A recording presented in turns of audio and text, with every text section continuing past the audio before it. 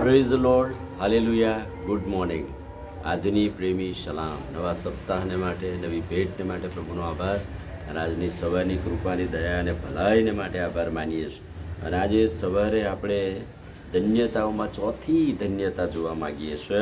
અને ચોથી ધન્યતા માથીની સુવાર્તા 5મો અધ્યાય 6ઠું વચન, જેઓને ન્યાયપણાની ભૂખ તરસ છે તેઓને ધન્ય છે, કેમ કે તેઓ ધરાશે. ન્યાયપણાની ભૂખ અને તરસ લાગવી અને એ ધરાઈ જવું એ આત્મિક જીવનની નિશાની છે.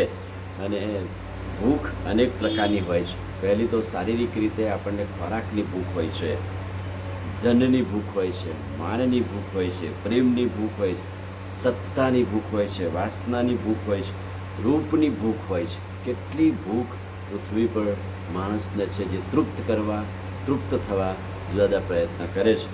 પણ અહીંયા પ્રભુ ધન્યતાઓમાં કહે છે કે જેઓને ન્યાયપણાની ભૂખ છે તેને ધન્ય છે. ખોરાકની ભૂખ કે સત્તાની ભૂખને ધન્ય કહ્યું નથી, પણ જેઓ ન્યાયપણું જીવન જીવે છે તેઓને ધન્ય છે. ઘણા બધા લોકો ખોરાક માટે ફાંફા મારે, તનતોડત મહેનત કરે અને પોતાની ભૂખ સંતોષે, અને ભૂખ સંતોષાઈ જાય પણ ફરી સવારે ઉઠે ત્યારે કહે છે કે એમને ફરીથી એ ભૂખની સ્થિતિનો સામનો કરવો પડે છે. પ્રભુનું વચન અહીં કહે છે કે એક બીજી ભૂખ અને તરસ એ છે, એ ન્યાયપણાની છે. દૈહિક રીતે તો આપણે તૃપ્ત થઈ જઈએ છીએ, પણ આત્મિક રીતે આપણે કેવી રીતે તૃપ્ત થઈએ? તો ન્યાયપણાની ભૂખ એ આત્મિક ભૂખ છે, અને તેને માટે દૈહિક ખોરાક કરતાં આત્મિક ખોરાકની વધુ જરૂર હોય છે. અને પ્રભુએ શું કહ્યું? માણસ એકલી રોટલીથી જીવતો નથી. ન્યાયપણાની ભૂખ અને તરસને તૃપ્ત કરવા માટે પ્રેમ, ભલાઈ અને ઈશ્વરી આશીર્વાદની જરૂર હોય છે. શારીરિક રીતે તૃપ્ત થઈએ છે, પણ આત્મિક રીતે તૃપ્ત થવા દેવના વચનોની જરૂર હોય છે. અને આ ભૂખ અને તરસમાં કઈ ધન્યતા લખી છે, એમાં શું આનંદ લખ્યો છે, શું સુખ હોઈ શકે? તો પ્રભુ શું ન્યાયપણાની ભૂખ અને તરસવાળાને ધન્યવાદ કહે છે. ધન્ય કહે છે, ધન્ય છે કે તમને ન્યાયપણાની ભૂખ છે, એના માટે તમે આત્મિક રીતે જીવો છો. અને એટલા માટે પહેલી બાબત કે ભૂખ અને તરસ એ જીવનની નિશાની છે, એમ આત્મિક રીતે પણ માણસને ન્યાયપણાની ભૂખ અને તરસ એ આત્મિક જીવનની નિશાની છે.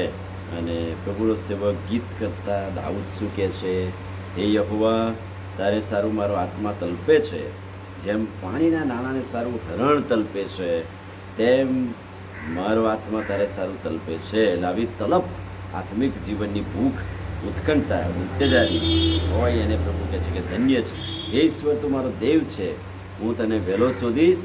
જ્યાં પાણી હોતું નથી એવા સૂકા તથા ખેદજનક દેશમાં મારો આત્મા તારે સારું તલપે છે, મારો દેહ તારે સારું તલપે છે.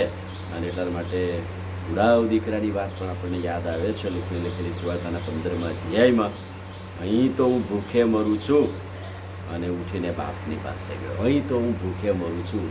બધી જ તૃપ્તિ હતી, આત્મિક તૃપ્તિ, ભૂખ. અને એટલા માટે ઉઠ્યો અને બાપની પાસે ગયો. અને એટલા માટે એને ભાન થયું. ન્યાયપણાની ભૂખ ને તરસ પણ આપણને એ જ ચેતવણી આપે છે, જેઓને ન્યાયપણાની ભૂખ અને તરસ છે તેઓને ધન્ય છે, કેમ કે તેઓ ધરાશે. આમીન. પ્રાર્થના કરીએ. ભલા પ્રભુ, આજે સવારે ખાતરીદાયક અદ્ભુત વચનને માટે આભાર.